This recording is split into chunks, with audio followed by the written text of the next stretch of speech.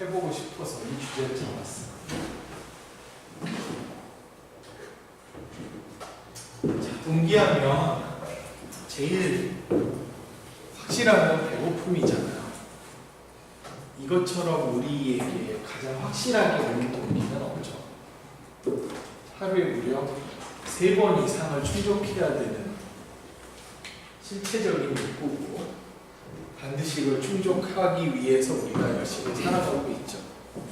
그래서 시상하부에 위치하고 있는 포만 중추랑 섭식 중추의 명령에 따라서 꾸준히 우리는 계속 뭔가 배고프다, 먹어야겠다는 생각과 너무 많이 먹었다, 그만 먹자라는 생각을 반복하면서 살고 있어요.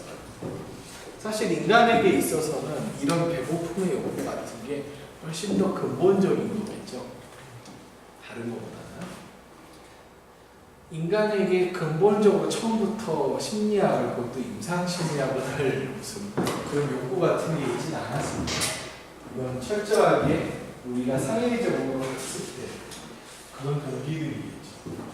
우리가 보통 학습 동기를 얘기할 때는 다음과 같은 이론들을 많이 얘기하죠. 자, 과연 왜 공부를 하게 되는가? 왜 학습의 동기가 되느냐? 행동주의는 언제나 아주 어디에서나 적용될 수 있는 아주 유니버설한 원리를 제공하죠. 강화가 중요하다라고 얘기를 해요. 우리가 임상심리학을 공부하는 데 있어서도 제일 중요한 건 보상이 따르느냐가 될 거라는 거죠. 그러면 우리가 임상심리학을 공부하는 것에 대해서 대체 무슨 보상이 따르는 걸까요? 마침 또 졸업 선배님들도 와 계시니까 한번 들어보도록 하죠. 여기서 유일하게 전문가를 취득하신 앉아있는 사람 중에 오진경 선생님은 임상심리학을 공부하시고 어떤 보상을 받으셨어요?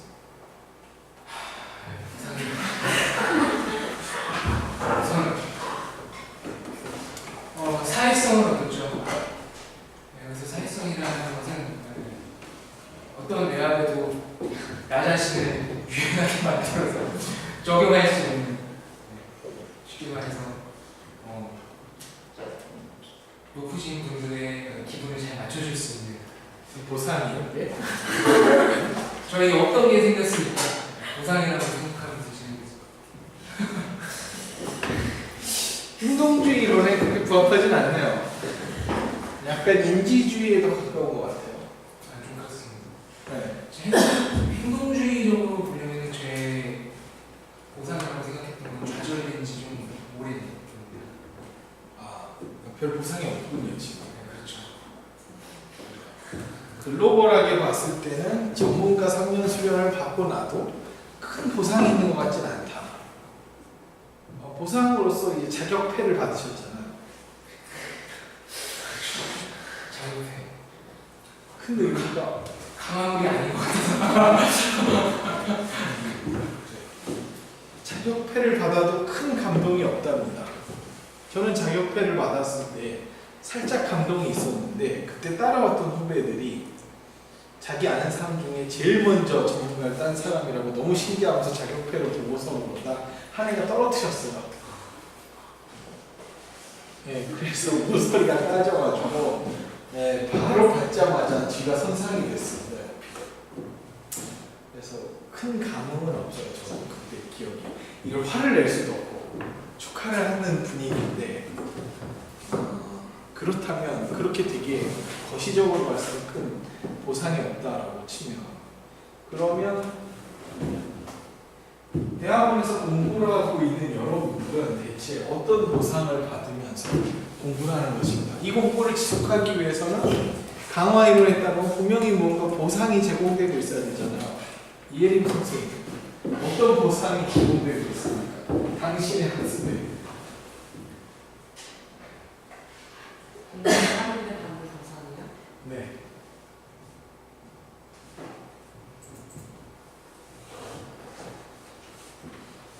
아는 게 많아져. 아는 게 많아진다. 보상 맞아요? 네. 행동을 증가시키는 측면이 있으면 보상이죠. 행동주의 이론에 따르면.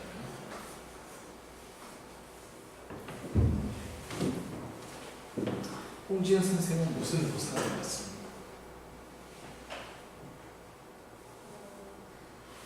당장의 직접적인 보상이 있는 것 같지 않고 그냥 미래에 무언가 보상이 있으리라는 그런 기대. 미래에 대한 기대.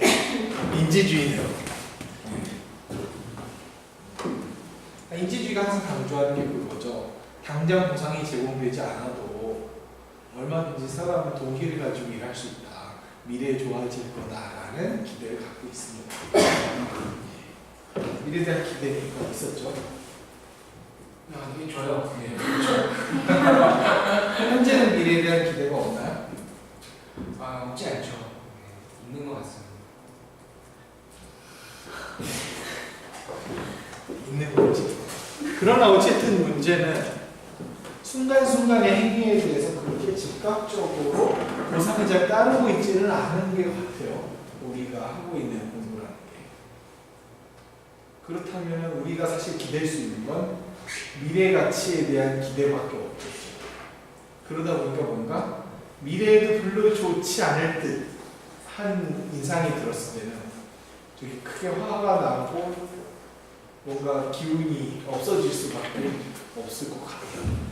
그러나 로저스는 이것과는 상당히 다른 이야기를 했어요. 로저스에게 인간의 동기란 특별히 무엇을 주고 그래서가 아니라 인간은 그저 스스로 되게 나아지려고 하는 자아실현하려는 근본적인 욕구가 있다라고 보았죠. 그러니까 오히려 우리가 여러분이 공부하는 것에 대해서 어떤 그때그때 적합한 상이나 보상을 주는 것은 여러분의 실현 동기로 배절시키는 거죠. 저는 이 로저스의 말이 참 옳은 것 같습니다.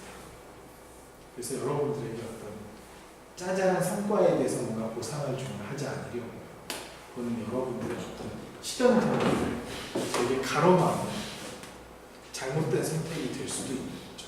때로는 그것 때문에 매우 어떤 제한된 행위들을 하려고 할 수도 있죠.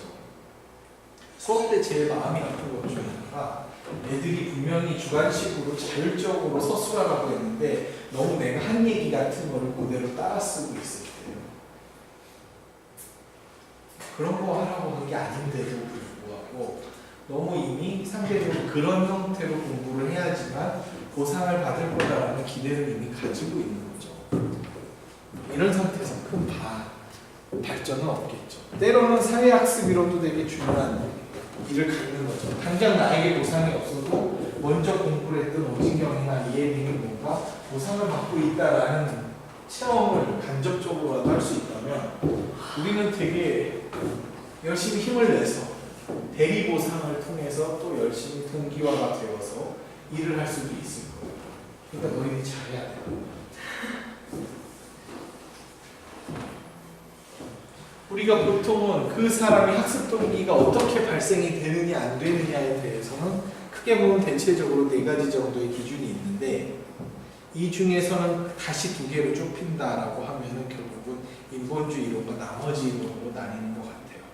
그냥 간섭하지 말고 두면 알아서 열심히 할 거다라는 입장과 뭔가 잘 그래도 계획해서 그때그때 꾸준한 보상을 주어야 된다라는 입장이 있는 거죠. 물론 2가지가 입장이 일단 있는 것 같아요. 근데 제가 이 시점에서 먼저 꼭 말씀드리고 싶은 건 어쨌든 여러분은 임상심리학을 공부하러 왔다는 거죠.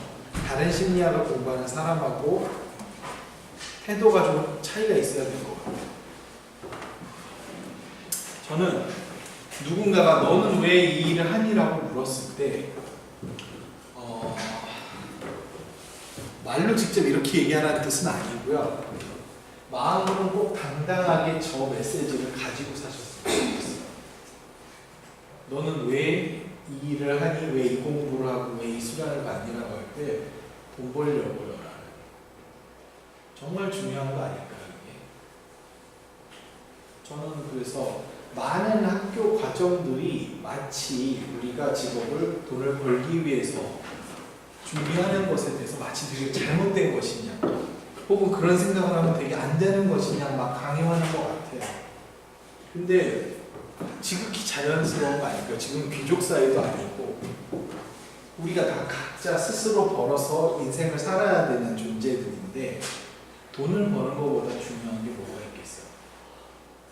결국 우리가 공부를 하던 직장을 선택하던 무엇을 준비하시던지 간에 되게 중요한 목적 중에 하나가 어쨌든 근데 대놓고 얘기하시면 안 돼요. 수련 같은 거 면접하셨을 때 가가지고 자 우리 병원에 왜 지원하셨습니까? 돈 벌려고 하면 물론 안 뽑을 거예요. 하지만 이 태도를 가지고 있는 사람이 결국 나는 유명한 사람이 된다고 생각해요. 저도 여러 학문 분야 중에 뭐를 선택할까를 되게 많이 고민을 했었어요. 이쪽에 임상만 있는 건 아니잖아요. 유사한 많은 분야들이 있어요. 뭐 상담도 있고, 뭐 건강도 있고, 발달도 있고, 되게 유사 분야가 엄청 많죠. 뭐 중독도 있고, 뭐 학교도 있고, 여성도 있고, 또 뭐 있지? 뭐 기타 등등 되게 많잖아요. 근데 제가 임상이 너무 마음에 들었던 거는 결론적으로 딱 하나였어요.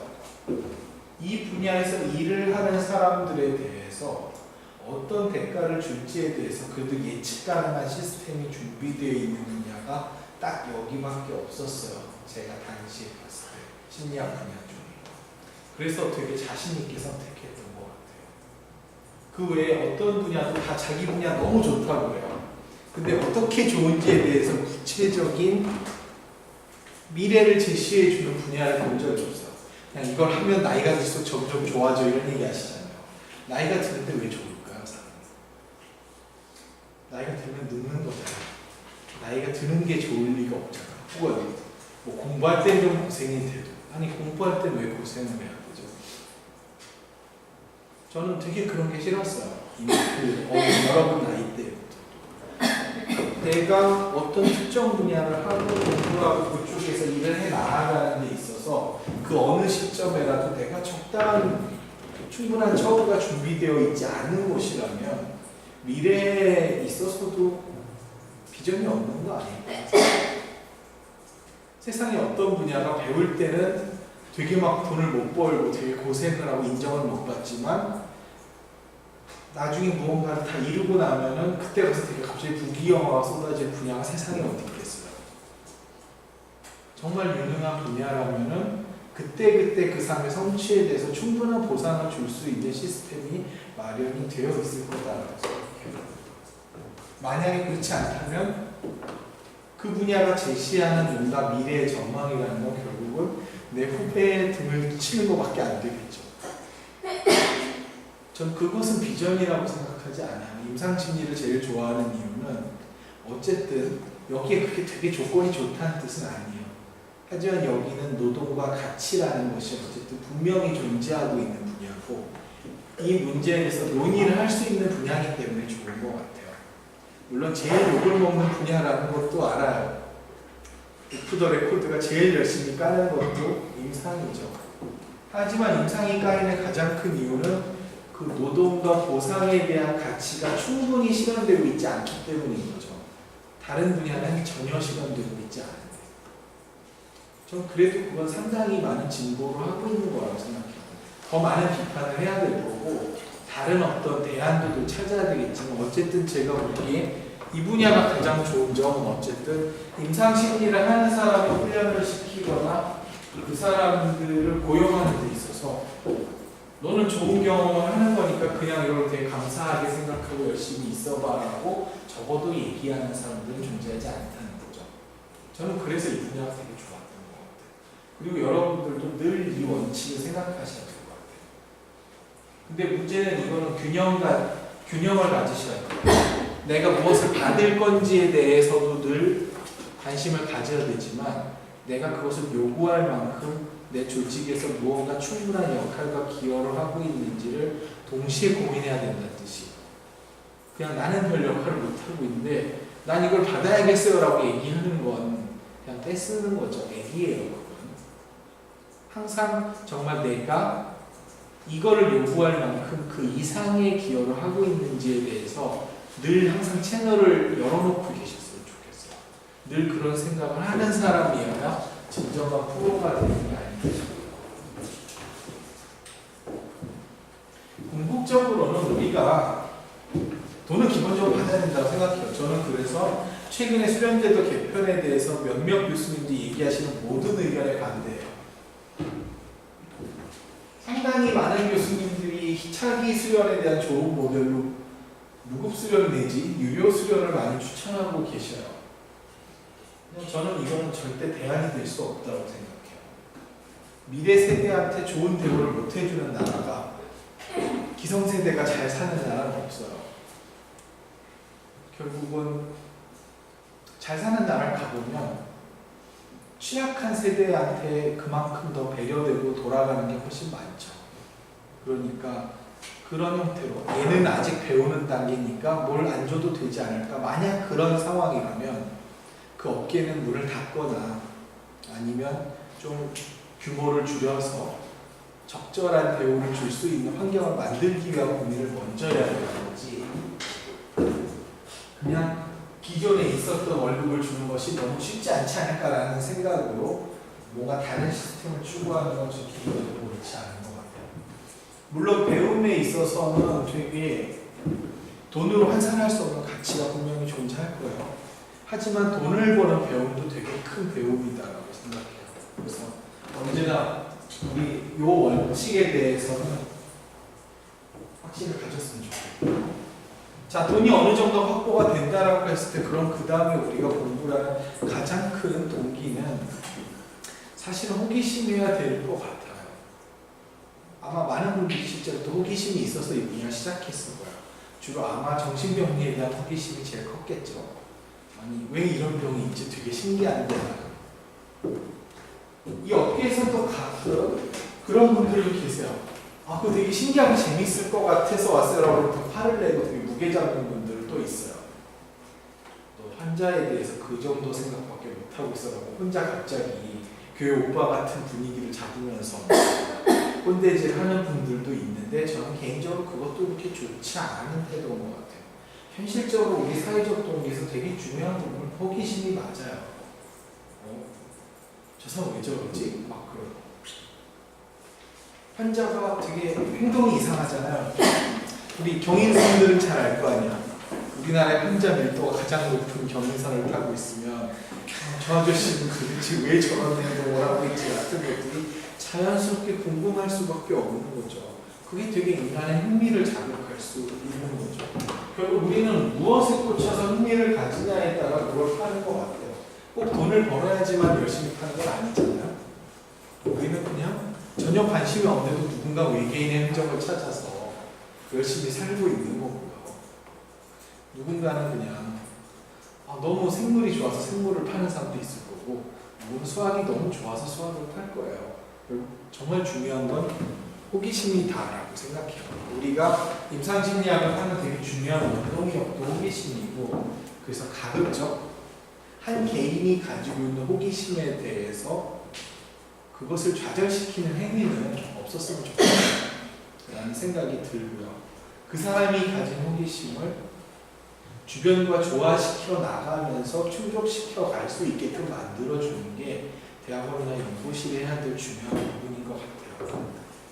그래서 저는 가급적 여러분들한테 나는 이 프로젝트 하니까 너는 이걸 오늘부터 해야 된다라든가 이런 식의 요구를 최대한 하고 싶지 않아요.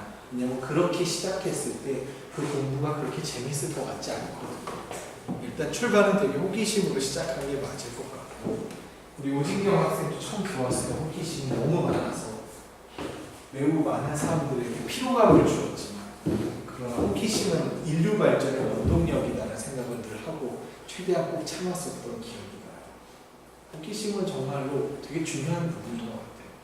우리가 공부를 하는 데 있어서 이거보다 중요한 게 뭐가 있겠어요. 그래서 저는 여러분들이 논문 같은 걸 고르실 때도 가끔 그런 의문이 들어요. 정말 얘들이 이걸 알고 싶어서 골라왔을까? 왜 이렇게 패턴이 빤하고 다 짧을까? 이런 의심이 드는 거죠. 그냥 여러분이 지금 공부하는 단계에서는 그 내용을 내가 발제를 하는데 쉬울까 어려울까 보다는 진짜 내가 이걸 알고 싶은 내용인지 진짜 이게 되게 재밌는 내용인지를 좀 먼저 따졌으면 좋겠어요. 아직은 그래도 될 나이잖아요. 여러분들에게 아직은 생계가 걸려있지 않기 때문에 지금은 무엇보다 그냥 궁금하고 재밌는 걸 하셔야 될 시점이라고 생각해요. 그거를 최우선으로 가지고 공부하셨으면 좋겠다는 생각이 들고요. 그러면서 서서히 여러분들이 직면해야 될 거는 성취 동기라는 부분을 생각 안 하실 수 없겠죠. 학문을 하는 사람들에게 있어서 상당히 중요한 부분은 결국은 내가 어떤 성취를 낼 수 있느냐에 대한 부분이요. 물음표에 대한 부분은 석사 생활 초반에 대한 거라면 이제 졸업할 시점이 되기 시작하면 여러분들에겐 분명히 내 이곳에서 무언가를 얻어낼 수 있을 것인가라는 고민을 하셔야 된다고 생각해요. 어쩔 수 없이 한 1, 2학기는 서로 그냥 친하게 지낼 수 있어요. 하지만 어느 시점부터 되게 고독한 순간들이 오기 시작하거든요. 각자 자기 것을 만들어 나가야 되는데 성취동기란 결국 어디서 왔느냐라고 얘기할 때 많은 학자들이 말하는 건 성취동기는 결국은 동물들이 서로 누가 왕인지 누가 1순위인지를 찾기 위해 물어뜯고 싸우던 그 전통이 문명화되면서 변화된 것 뿐이다라고 많이 설명을 해요. 결국은 내가 무슨 성취를 할 것이냐는 경쟁이라는 뜻이에요. 내가 누구보다 더 많이 하고 더 위에 올라갈 수 있을 거냐라는 부분에 대한 경쟁인 거죠. 충분히 나의 호기심을 충족시키고 나를 발전시키면서 어느 시점부터는 나의 존재감을 만들어줄 수 있는 어떤 성공을 이룰 것이냐라는 부분에 대해서 고민을 해야 되는 시점이 온다는 거죠. 그럼 학문하는 사람들에게 성취라는 게 뭐가 있겠어요? 제일 중요한 거 뭐 이런 거 있겠죠. 좋은 논문. 공부를 하는 사람들이 영원히 꿈으로 생각하는 네이처, 사이언스 뭐 이런 거 있죠. 뭐 어떤 분들은 셀까지 넣어서 CNS 뭐 이렇게 부르시기도 하는데 뭐 우리 셀에 뭘 낼 일은 없을 테니까 네이처랑 사이언스만 알고 있으면 되겠죠. 물론 여기에 낼 일이 있을지도 잘 모르겠어요. 분명한 건 나는 쉽지 않을 것 같아요. 인정할 건 인정해야죠, 사람이. 여러분에게 가능할 수도 있겠죠? 아닌가? 저 때는 학교를 다니면서 솔직히 국내 등재 논문 하나를 내는 경우도 거의 없었거든요. 워낙에 척박하다 보니까 사실 그 이상의 꿈을 갖기가 상당히 어려웠었어요, 현실적으로. 근데 지금은 그렇지 않잖아요. 그냥 같이 랩에 있으면서도 얼마든지 해외에도 학술 논문도 내고 이런 시대니까 지금쯤은 뭔가 이제 이런 거에 대한 플랜을 가질 수도 있을 것 같아요. 뭔가 내가 쓴 논문이 엄청난 앰비셔스한 논문이 막 어딘가에 발표됐는데 세상 많은 사람들이 내 이름을 언급하면서 막 랩미팅할 때마다 발제를 하는데 막 최2018 막 이런 걸 막 얘기하면서 논의를 하고 있다라는 걸 한번 생각해 볼 수 있는 거죠. 학문을 한 사람한테 이것처럼 큰 보상은 없는 것 같아요. 내가 하는 이 논문이란 작업이 정말 어떻게 보면 되게 가찮거든요. 부모님한테 한번 내가 무슨 연구를 하는지 얘기해 보세요. 어떤 반응을 보이시는지. 저는 박사 논문 내내 부모님과 논문 이야기하고 되게 꺼렸었어요. 집에서 뭔가 박사를 따는 거 좋은 일이기 시작하는데 왜 논문이 빨리 진척이 안 가고 지금 하는 일은 무엇이고 라는 얘기를 해도 세상 사람들이 보기에 정말 별것도 아닌 일들이 하죠. 우리가 하는 거의 모든 연구가 너무 뻔한 얘기들이고 니네는 지금 인터넷 중독과 물질 중독이 같은지 다른지 보고 있잖아. 그럼 사람들이 어떤 반응을 보이겠어?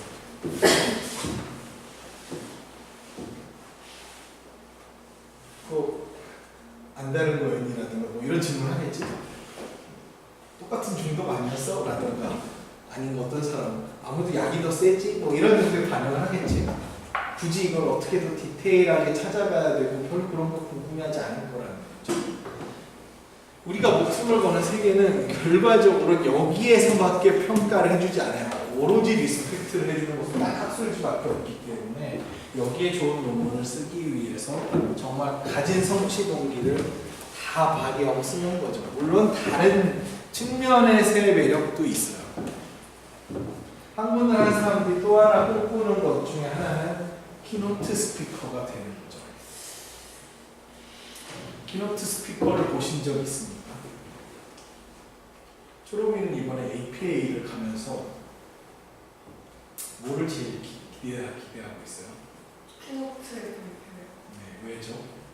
일단 노벨 경제학상 받은 것도 받은 건데 개론에 실린 인지 이론, 휴리스틱 이론 창원자가 아직도 살아서 발표하는 걸 아직 들으시면 생생하시잖아요.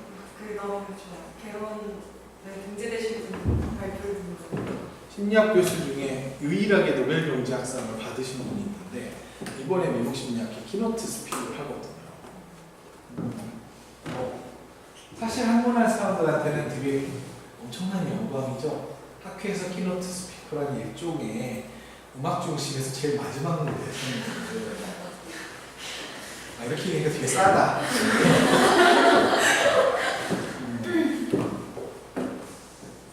그러니까 모든 사람들이 모여서 주목을 하고 있는 그 메인 홀에 가서 내가 그동안 어떤 연구와 학문적인 성취를 하고 살았는지를 자랑할 수 있는 시간인 거죠. 물론 요즘은 워낙 스티브 잡스의 업적이 많아지다 보니까 학자가 아닌 사람들도 키노트 스피킹 되게 많이 하죠. 공부한 사람에게 되게 큰 보상은 이런 겁니다.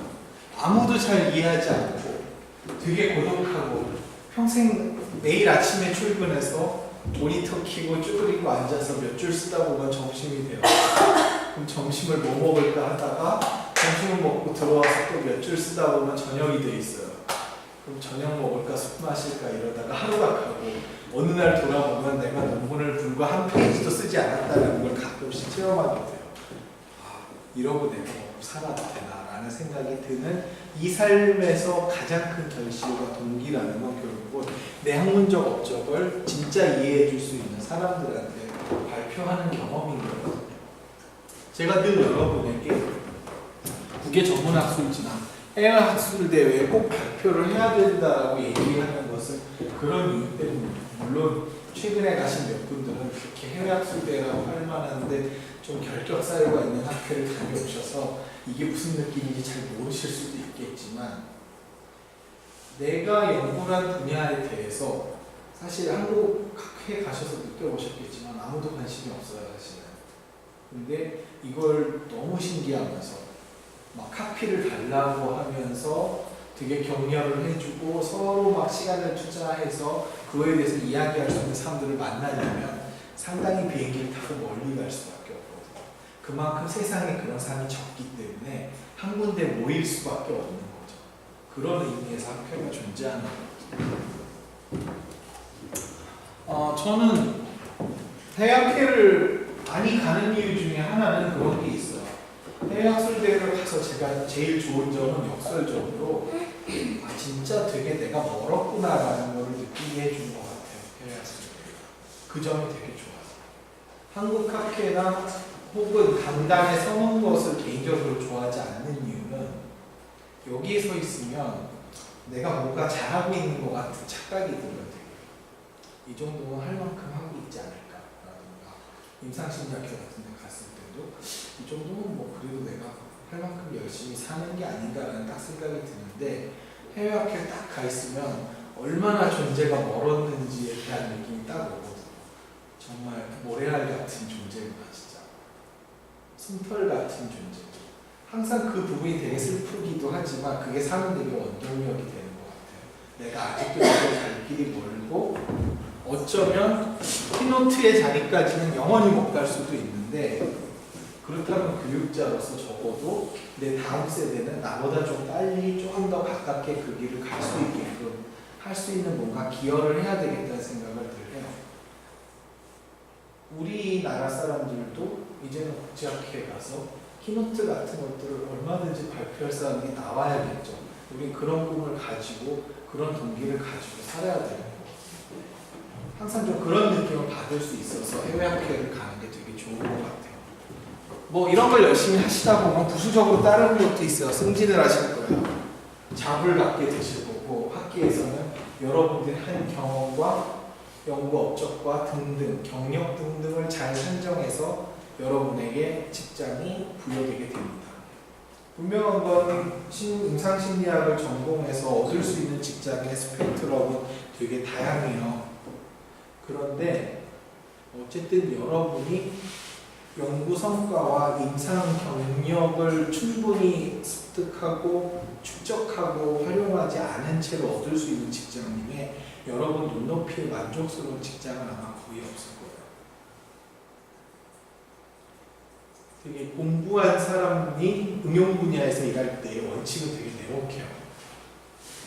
그냥 순수하게 내가 가진 기술을